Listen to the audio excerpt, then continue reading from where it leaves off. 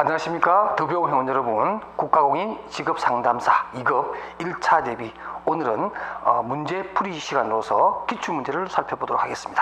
오늘 우리가 보려고 하는 내용은 2015년도 3회에 실시되었던 직업상담학과 심리학에 대한 내용을 풀이하도록 하겠습니다. 이 시험은 그해 8월에 있었던 시험으로서 비교적 평이한 내용이 출제됐던 것으로 기억을 합니다. 그럼 먼저 제1과목 직업상담학의 내용부터 살펴보도록 하겠습니다. 여러분 가지고 계신 자료 문제 1번부터 보도록 하겠습니다. 첫 번째 문제, 공감적 이해 과정에 대한 설명으로 틀린 것. 공감적 이해, 우리가 어떤 심파시라고 하는 것인데요. 이러한 공감적 이해에 대한 내용을 설명한 것 중에서 적절하지 못한 것을 찾는 그런 문제입니다. 우리가 이 공감적 이해라고 하는 기법은 하나의 기법으로서 이해해야지 꼭 로저스가 말하는 인간중심 상담 이론에서만 국한된 하나의 기법이다, 이렇게 이해하실 필요는 없어요.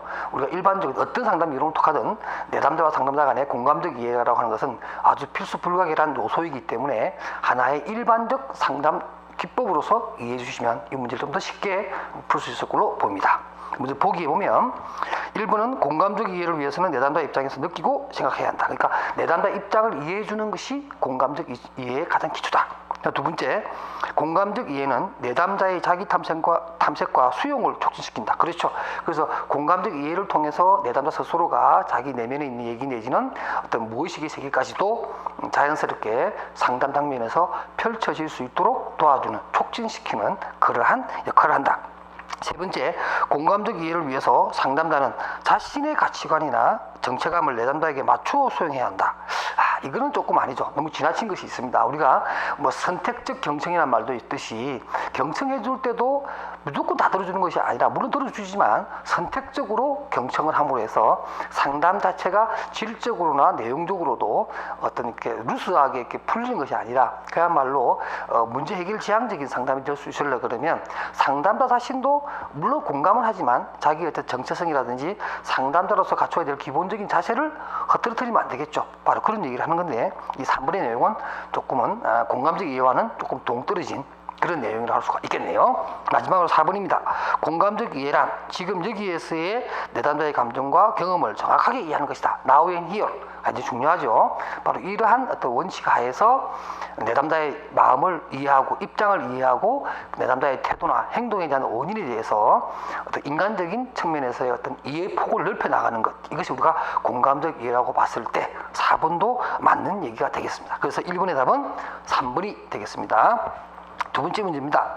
신규 입직자나 직업인을 대상으로 조직 문화, 인간관계, 또 직업 예절, 또 직업의식과 직업관에 대한 정보를 제공하고 필요시 직업지도 프로그램에 참여하게 하는 프로그램이 무엇이냐? 그런 상담 프로그램이 무엇이냐? 우리가 상담 프로그램이라는 게 이런 게 있습니다. 이런 시력 극복 대처 프로그램도 있고요. 그다음에 취업 무기력 정진 프로그램, 그러니까 무기력 자체를 이렇게 뛰어넘을 수 있는, 그러니까 지역 효능감 정진 프로그램, 또는 대처 능력에 대한 프로그램, 또는 취업 기술에 관한 프로그램, 여러 가지 어떤 그 내담자가 처해져 있는 상황에 맞게끔 잘 구조화되어 있는 상담 프로그램들이 있는데, 그중에 이제 주어진 질문의 내용은 일반적으로 조직 문화라든가 인간관계라든가 직업 예절, 직업의식, 딱 들어보면 어떤 신규 사원들을 위한 하나의 특화된 그런 프로그램이 될 수 있는데, 당연히 이것은 직업 적응에 관련된 그런 내용이다. 그래서 직업 적응 프로그램이라고 하는 것을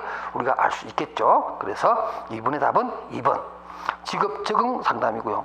1번에 나오는 직업 전환 상담은 우리가 일반적으로 말하는 전직과 같은 이런 상담에 해당되는 것이고, 구인구직 상담은 일반적인 직업 상담의 한 영역이라고 보면 될 것 같고, 경력 개발 상담은 주로 이제 훈련이라든가 어떤 본인의 어떤 인적 자원 개발 내지는 본인의 어떤 경력 개발을 위해서 필요한 훈련이라든지 추가적인 향상 교육이라든지 이런 것에 대해서 상담을 그 내용으로 하는 것이 바로 경력 개발 상담이다. 이렇게 여러분들이 이번 기회에 알아두시기 바랍니다.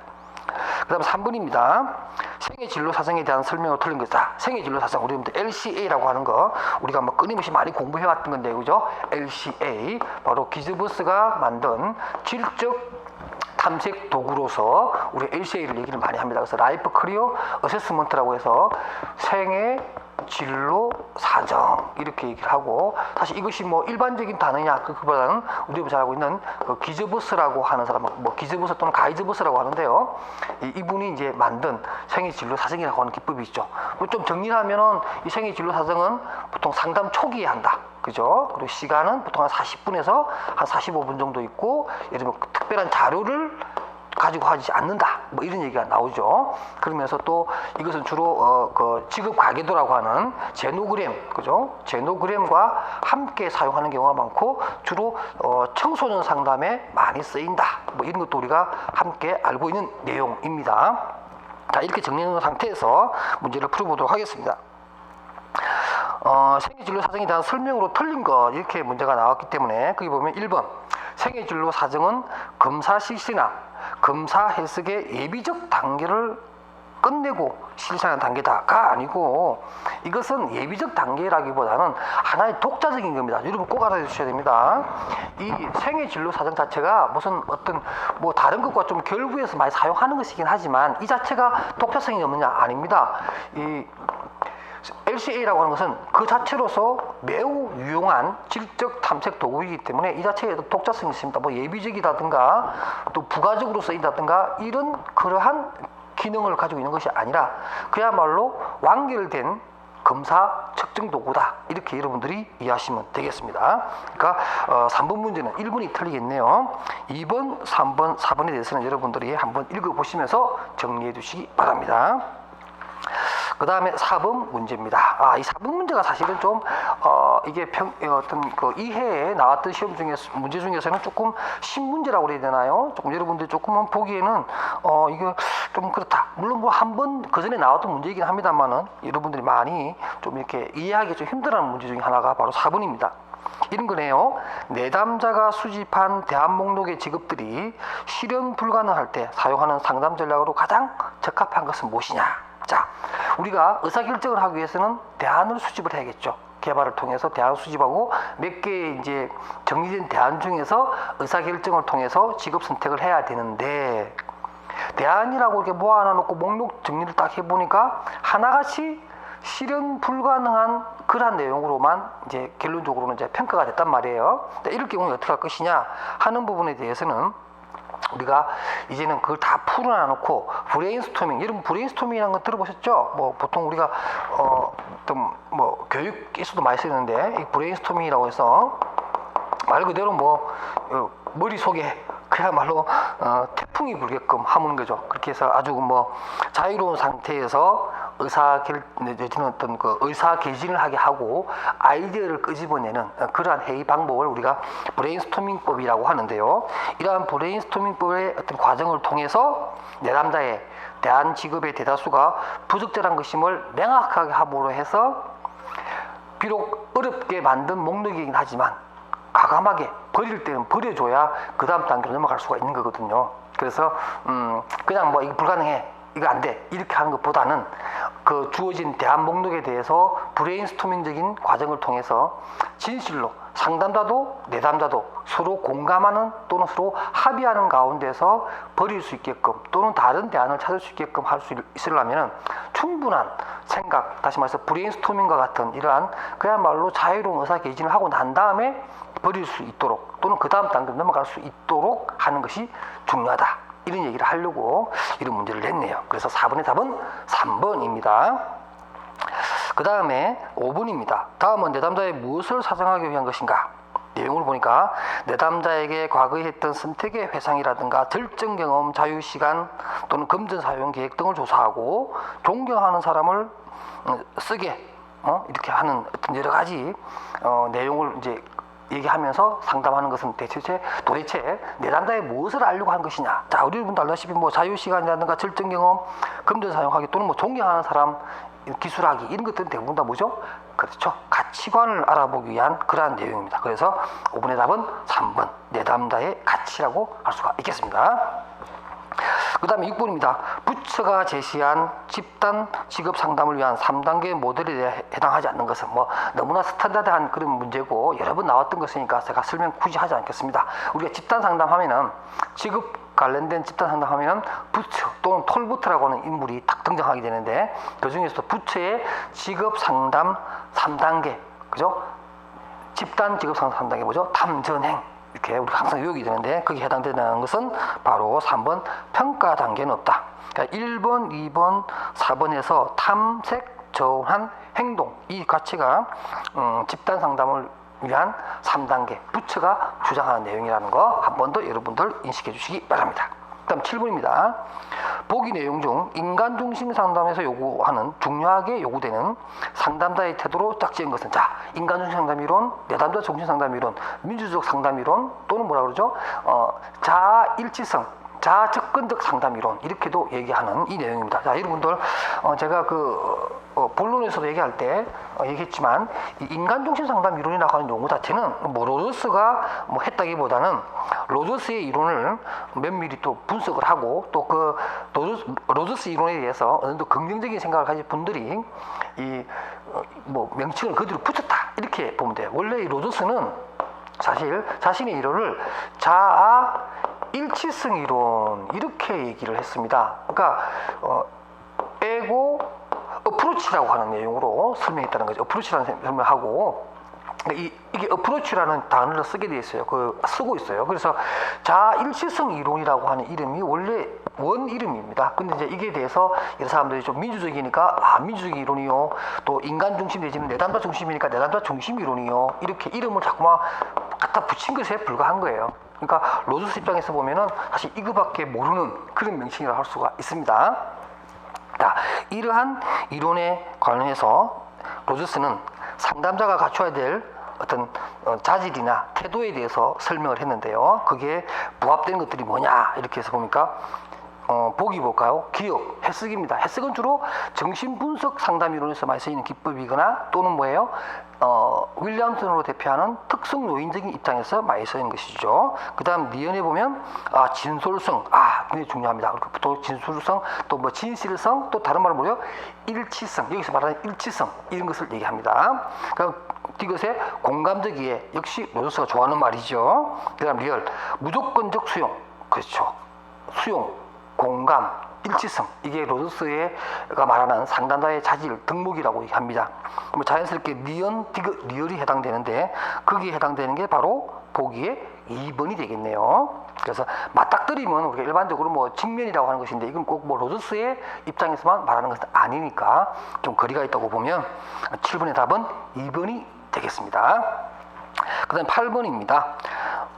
상담 면접에서 상담자의 질문 요령으로 가장 적합한 것은 무엇이냐? 자, 질문 요령입니다. 첫 번째, 질문은 가능한 개방적 형태를 띄어야 한다. 이거는 크게 문제가 없네요. 개방적 질문을 띄어야 되는 게 맞습니다. 그러니까 답은 1번이겠네요. 2번은 뭐가 틀렸을까요? 예 혹은 아니요의 단답식 답변을 이끌어낼 수 있는 질문을 해야 한다. 이게 바로 폐쇄적 질문 중에 하나죠. 예, 아니요 이렇게 아주 짧게 끝나고 아무런 정보가 들어오지 않는 그러한 폐쇄적 질문은 별로 좋지 않다. 우리가 그렇게 얘기들 하죠. 그다음에 3번입니다. 상담자는 한꺼번에 많은 정보를 얻기 위해 질문 공세를 폐해야 한다. 이건 아니죠. 내담자가 굉장히 부담스러울 수가 있겠고 나중에 잘못하면 저항이나 침묵이라고 하는 별로 달갑지 않는 그런 상황을 야기시키기도 합니다. 4번입니다. 내담자를 충분히 이해하기 위해서는 왜라는 질문을 자주 던져한다. 물론 왜라는 질문도 굉장히 탐색적 질문으로서 효과적이긴 합니다만 이것을 너무 자주 사용하게 되면 역시 마찬가지로 내담자에게 굉장히 부담을 주는 아주 오픈된 질문이긴 하지만 그래도 이게 왜라고 하는 것에 묻는 범위가 너무 크기 때문에 내담자가 어디까지 대답을 해야 될지 이게 고민하다 보면 내담자가 결국엔 뭐 침묵한다든가 저항을 한다든가 상담에 대한 어떤 그런 거절의 행동을 할 수도 있다는 거죠. 별로 적합하지 않습니다. 그래서 8번의 답은 1번입니다. 그 다음 9번입니다. 직업 상담에서 도움이 되는 면담 행동이 아닌 것은 별로 도움이 안 되는 행동이겠죠. 첫 번째가 이해 가능하고 명료한 말을 사용한다. 당연하겠죠. 그다음 두 번째 충고한다. 이건 조금 문제가 될 수 있습니다. 좀 놔두고요. 3번 볼까요? 가끔 고개를 끄덕인다. 이거 어떤 행동이죠? 나는 당신 말을 경청하고 있다. 그죠? 눈을 마주 본다든가, 이렇게 몸을 앞으로 기울여서 내가 당신 말 좀 듣는다든가, 이런 태도를 보여주는 것을 우리가 보통 경청이라고 하는데 아주 좋은 면담 행동이죠. 그 다음에 4번에 또 개방적 질문하는 것도 괜찮습니다. 내담자에게 충분히 말할 수 있는 기회를 주기도 하고 그러면서 9번은 2번 충고한다. 물론 때로는 충고가 있을 수도 있겠지만 아주 제한적으로 사용하는 것이기 때문에 전반적인 입장에서 보면 다른 항목에 비해서는 바람직한 면담 행동으로 보기에는 좀 힘들다, 이렇게 볼 수가 있겠습니다. 그다음 10번 문제입니다. 직업 상담사의 역할과 가장 거리가 먼 것입니다. 직업 상담사의 역할입니다. 첫 번째, 진학 상담. 우리가 진로 상담, 진학 상담 할 수가 있겠죠. 두 번째, 직무 분석 수행. 직무 분석이라고 하는 거, 우리가 물론 뭐 직업 심리학에서 직무 분석, 뭐 직무 평가 또는 뭐 여러 가지 뭐 작업 동기 이론, 직무 만족 이런 것들을 배우긴 하지만 사실 직무 분석이라고 하는 매우 전문적인 분야에서 직무 분석까지 수행하는 것은 고도의 훈련을 따로 받아야 됩니다. 그러니까 직업 상담사가 한다, 또 직업 상담사 역할로 딱 꼭 집어서 얘기하기는 좀 거리가 있어 보입니다. 일단 나머지가 또 어떤지 한번 봅시다. 나머지 3번 보면 직업 적응 상담. 이거 우리가 하는 거죠. 아까 우리 앞부분에서 문제 풀었던 거잖아요. 그 다음 또 4번 은퇴 후 상담, 뭐 전직이나 은퇴나 이런 것 때문에 우리 상담도 우리 상담사 영역에 포함됩니다. 그러니까 10번에서 가장 거리가 먼 것은 아마 이번에 직무 분석에 대한 수행, 이것이 가장 좀 멀지 않겠는가, 이렇게 보여집니다. 다음 11번입니다. 상담의 진행 단계별 특징에 대한 설명으로 옳은 것에서 상담의 진행 단계별입니다. 첫 번째, 초기 단계의 주요 작업은 상담에 대한 구조화이다. 그렇죠. 우리가 초기에 상담을 좀 더 촉진적으로 진행하고 상담의 어떤 이정표라고 할 수 있는 구조화를 통해서 상담의 어떤 목표를 설정하고 또 어떤 게 있어요. 뭐 상담의 어떤 그 전반적인 어떤 그런 뭐랄까 시작과 끝을 정하고 행동 규범을 정하고 상호 평안의 원칙을 정하고 상호 비난의 금지를 정하고 이런 것들이 이제 구조화인데 초기 해야겠죠. 2번 볼까요? 중기 단계의 주요 작업은 내담자와 상담자 간의 촉진적 관계 형성이다. 촉진적 관계 형성은 중기가 아니라 초기에 해야 되는 거죠. 3번입니다. 종결 단계의 주요 작업은 문제 해결 단계이다. 자, 종결은 이미 그 전에 문제 해결을 끝내고, 종결이라고 하는 것은 문제 해결을 끝내고 난 뒤에 하는 내용입니다. 그러니까 종결 단계에서 문제 해결하는 것이 아니라 종결 그 앞에 문제 해결은 이미 끝났다라는 거죠. 그 뒤로 이제 팔로우업이라든가 이런 추수관리 차원에서의 종결이 들어가야 되지 않나, 이렇게 보여집니다. 4번입니다. 초기 단계의 주요 작업은 과정적 목표의 설정과 달성이다. 이건 초기가 아니고 중기 또는 중기 말 정도가 되겠습니다. 상담을 우리가 전체적으로 봤을 때 뭐 초기, 중기, 말기로 했을 때 중기의 끝부분 정도 갔을 때 우리가 상담의 목표를 설정하는 것이 중요하죠. 그래서 우리가 직업 상담의 5단계에서 크게 나올 때 보면 관계 형성 및 구조화를 하고, 그죠? 그 다음에 진단을 통해서 상담의 목표를 설정을 하고, 내담자가 개입을 하고, 상담자가 개입을 하고, 그 다음에 문제 해결적인 측면에서 나중에 평가하는 이런 과정입니다. 제가 뭐 이렇게 말씀드린 게 혹시 기억나시나요? 우리가 크라이티스가 말한 직업 상담의 5단계를 보면 첫 번째가 뭐죠? 관계 형성을 하고, 그죠? 관계 형성과 그 다음에 뭐가 있어요? 구조화를 하고, 그 다음에 뭐가 있어요? 바로 진단을 해서 문제 유형을 찾고, 그 다음에 뭐가 있어요? 기억나시나요? 5단계. 그 다음에 이제 상담 목표를 설정하는 거죠. 상담 목표를 설정을 하고, 그 다음에 뭐예요? 내담자에 대한 상담자의 개입이 들어가고, 그 다음에 마지막에 평가가 됩니다. 이렇게 5단계 중에서 지금 이 상담 목표는 중기에서도 약간 끝부분, 상담 중기에 해당되는 내용이다. 이렇게 여러분들이 보시면 되겠습니다. 그 다음에 그래서 답은 1번이 정확하게 되겠고요. 그 다음에 12번입니다. 직업 상담의 목표와 가장 거리가 먼 것. 우리가 여기서 말하는 직업 상담의 목표를 설정할 때 거리가 먼 겁니다. 그래서 보면 능력과 특성 발달에 관한 관심을 가져야 되는 것 맞겠지요. 그래야 거기에 대한 목표를 설정하고요. 그 다음에 진로 발달이나 직업 문제에 대한 처치 트리트먼트 해서 그 문제를 해결해 주는 것. 그 다음에 결함보다 유능성에 초점을 맞추는 것 굉장히 중요하죠. 여러분들 우리가 그 기저버스에 3가지 직업 상담의 목적이 있을 겁니다. 여러분들 뭐 어떤 그 발달과 이런 게 있죠. 그 다음에 또 어떤 게 있나요? 무슨 뭐 문제 처치를 해주는 것. 그 다음 결함과 유능이 있죠. 그죠? 자극도 주고요. 뭐 이런 몇 가지가 있는데 그게 좀 거리가 먼 것. 4번에 보면 뭐 알맞은 직업을 골라주는 것. 물론 뭐 현실적으로 직업 상담사가 상담을 해서 뭐 좋은 직업을 골라주는 것도 좋겠지만 이것이 어떤 그 하나의 특성화된 하나의 어떤 그런 직업 상담사의 역할 또는 직업 상담의 목표가 되어서는 안 되겠죠. 뭐 좋은 상담을 하게 되면 결과적으로 이렇게 뭐 좋은 또는 알맞은 직업을 고를 수 있는 것은 결과적인 얘기고 이것이 목표가 될 수는 없다, 이런 얘기입니다.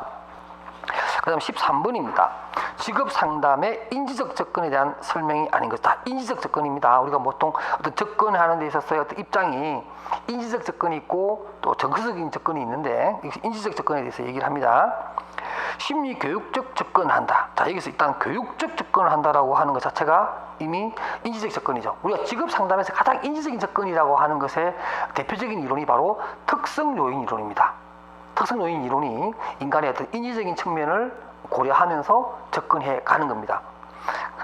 그래서 심리 교육적, 우리가 지시적 상담의 대표적인 것이 이제 특성 요인 이론이잖아요. 그다음 이번에 아동기 경험을 중요시한다. 자, 아동기 경험을 중요시한다. 이것은 주로 이제 프로이트의 정신분석적 상담 이론이라든가 또는 아들러의 이론 또는 뭐 로우의 욕구 이론, 이런 것들이 이제 이 아동기의 어떤 경험이나 아동기에 풀지 못한 욕구를 중심으로 해서 풀이하는 거죠. 그러니까 이분은 조금 그래서 보이고요. 그 다음 3번, 잘못된 생각과 신념을 수정한다. 그러니까 REBT가 대표적인 거죠. 인지적 접근의 대표적인 상담 이론이 그런 건데요. 3번은 그렇게 얘기한 것 같고, 4번, 인간의 생각이 직업 행동을 결정하는 데 중요한 영향을 미친다고 가정한다. 그러니까 사고 체계죠. 역시 뭐 마찬가지로 REBT에 관한 얘기를 합니다.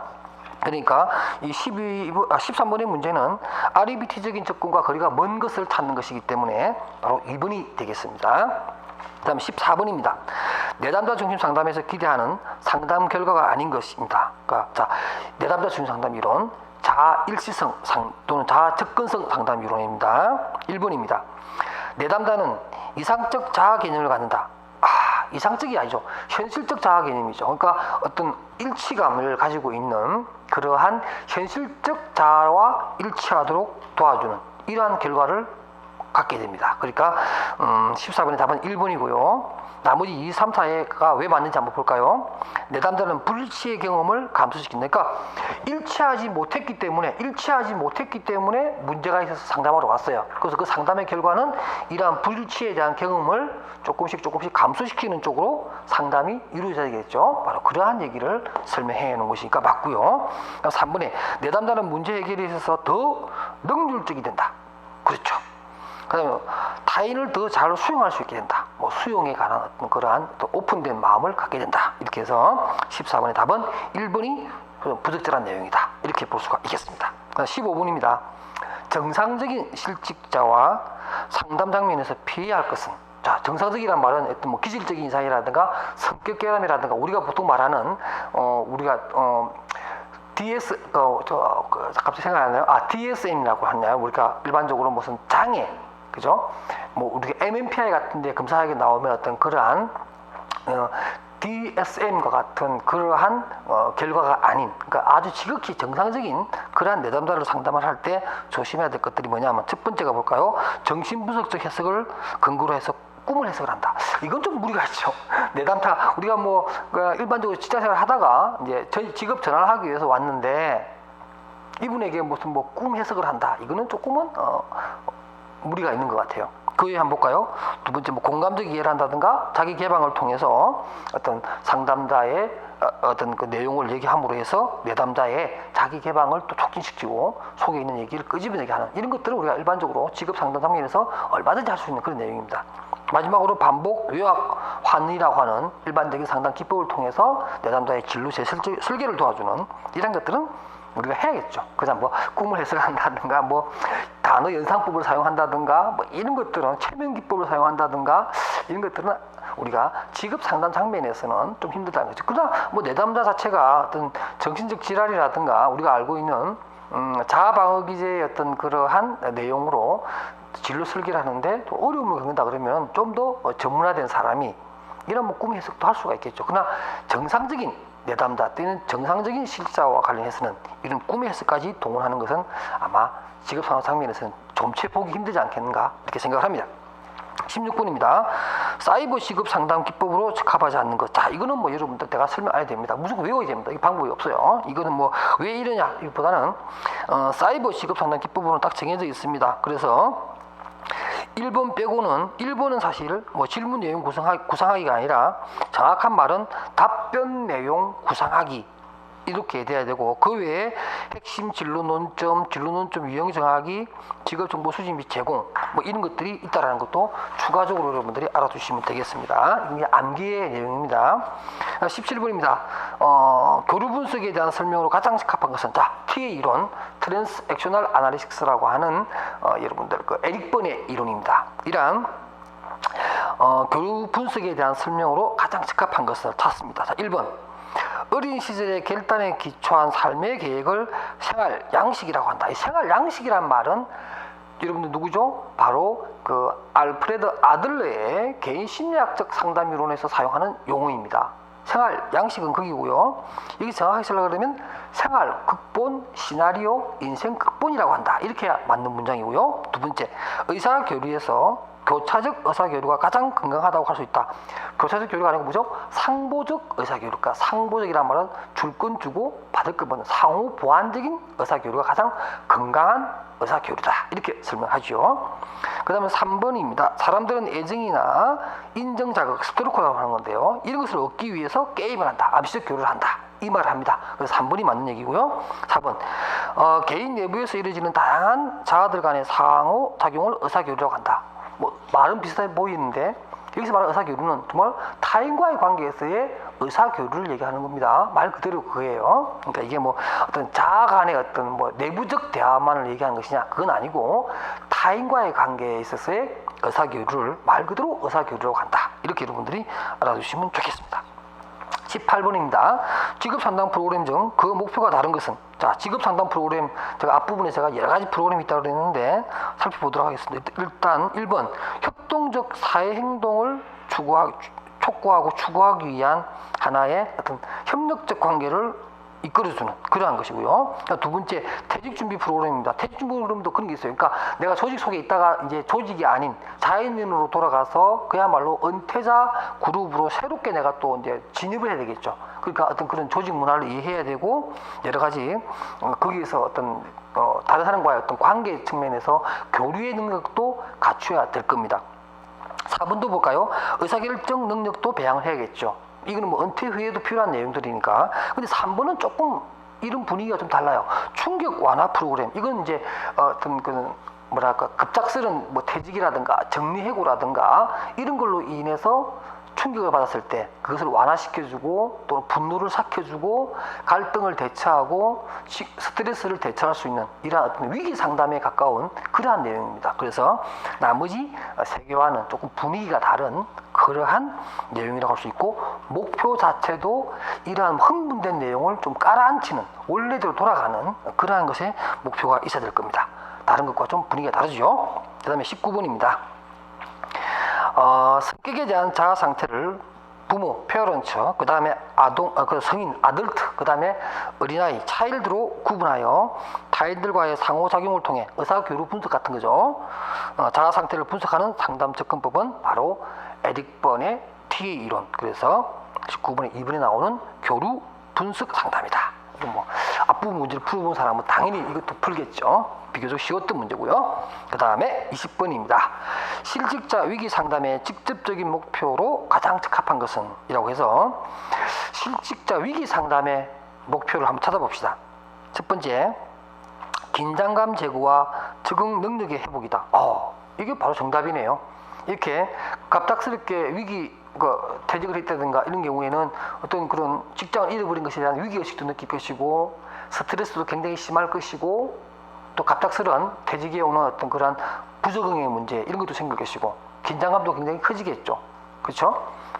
자기 어떤 소속감이라든가 이런 걸 다 잃어버렸으니까. 그래서 긴장감을 제거해주고 새로운 환경에 적응할 수 있는 능력을 회복시켜주는 것이 무엇보다도 가장 중요한 목표가 되어야 될 것 같습니다. 그 다음에 뭐 직업의 특성을 찾아서 재도전하게끔 한다든가, 아니면 변화하는 직업의 세계를 알게 해줘서 새롭게 진로 설계를 할 수 있도록 도와주는 것, 그 다음에 흥미에 대한 탐색을 해서 다시 한번 자기 자신이 이해에 대한 이해를 정리시켜주는 이런 것들은 이제 그 차후의 문제입니다. 일단은 지금 위기적인 상황이 왔기 때문에 그 부분을 해결할 수 있는 상담이 먼저 이루어져야 된다. 이런 내용이 1번에 담겨져 있는 내용입니다. 그래서 20번의 답은 1번이 되겠습니다.